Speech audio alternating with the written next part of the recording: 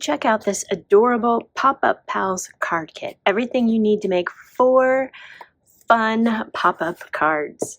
Let's take a look at these. So I should say in your kit I have included for free some silver and gold mats. I really felt like it helped separate the 2 different backgrounds as well as just add a pop of sparkle.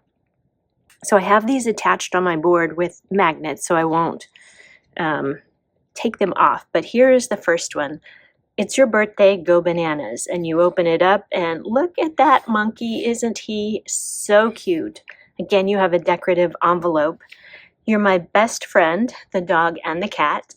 And then you open it up and oh, look at them laying so nicely together with that little scene with the toys spread out around. Here is Have a Magical Birthday with that beautiful unicorn.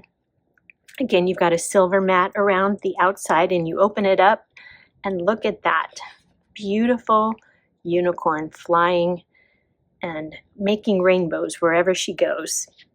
And finally, your dynamite. Who among you can't hear what's his name saying that from back in the 70s? Anyway, dynamite, and then you open up the inside and you've got this adorable dinosaur. I couldn't tell you what type of dinosaur it is, but the kids probably can.